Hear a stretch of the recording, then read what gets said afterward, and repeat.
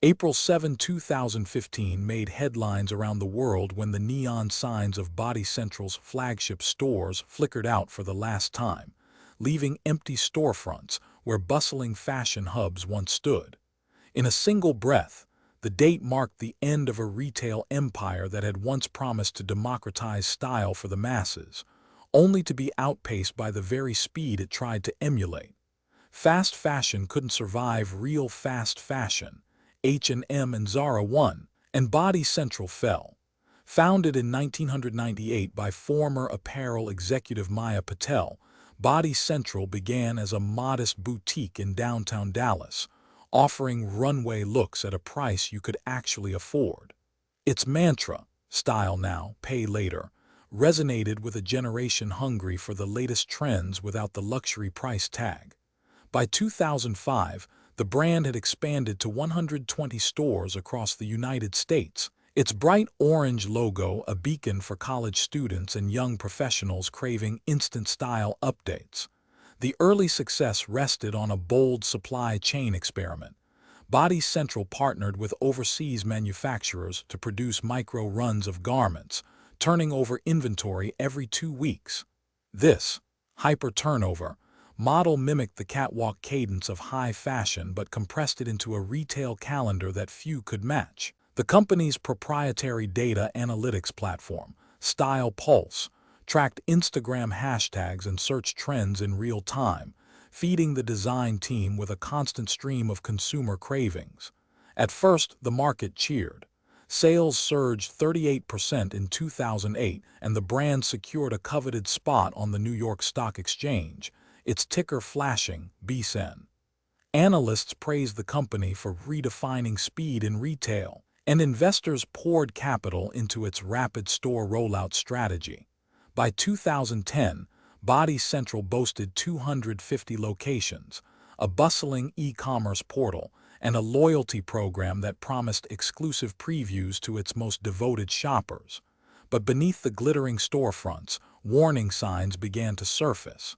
The very speed that had driven growth now strained the supply chain. Manufacturers, pushed to churn out new designs every fortnight, started cutting corners. Quality control slipped, leading to a spike in return rates from 4% to 12% within a single year. Customers noticed inconsistent sizing, faded colors, and seams that unraveled after one wash. Social media, once a marketing goldmine, turned into a chorus of complaints that spread faster than any promotional campaign.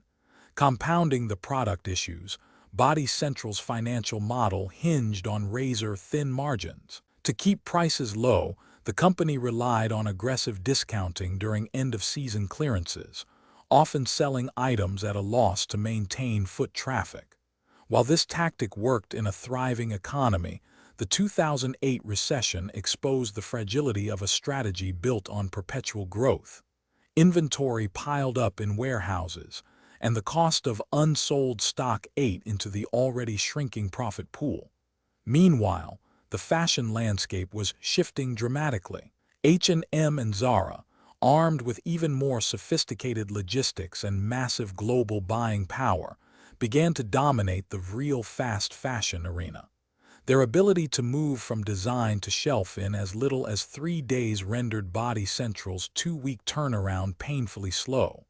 Zara's store-to-store replenishment system, which allowed instant redistribution of popular items, left Body Central scrambling to keep its racks stocked with the latest trends. Customers, lured by fresher selections and more reliable quality, drifted toward the competition. In early 2014, the cracks became impossible to ignore. Body Central announced a 15% reduction in its workforce, citing operational restructuring. The company closed 30 underperforming stores, a move that sent a ripple of panic through the remaining locations. Suppliers tightened credit terms, demanding upfront payment for new orders. The board, once confident, convened emergency meetings, exploring options from a strategic merger to a full bankruptcy filing. On February 18, 2015, the board declared Chapter 11 bankruptcy protection, revealing liabilities exceeding $500 million and assets barely covering half of that amount. The press released a stark statement. Body Central is undergoing a comprehensive restructuring to emerge stronger, yet the reality on the ground was far grimmer. Store managers received notices that their leases would not be renewed, and employees were given 2 weeks' notice before the doors were locked forever. The collapse rippled across the retail ecosystem.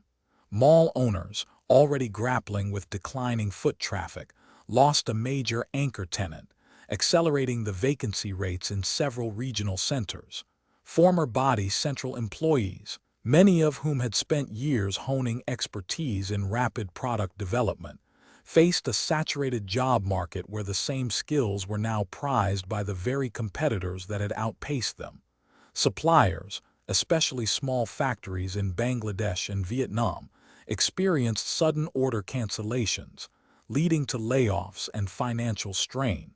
Yet even in the aftermath, the story of Body Central offers a cautionary lesson for the industry. The brand's initial triumph proved that speed could be a competitive advantage, but it also highlighted the perils of chasing velocity without sustainable foundations. Quality, supply chain resilience, and adaptable business models proved just as crucial as the ability to deliver the newest trend in record time. Modern retailers now invest heavily in AI-driven demand forecasting, diversified sourcing, and transparent sustainability practices, lessons etched into the collective memory of a market that witnessed Body Central's rise and fall. Today, the former Body Central locations stand as silent testaments to a fleeting era. Some have been repurposed into co-working spaces, others demolished to make way for mixed-use developments. Subscribe to The Collapse for more stories like this.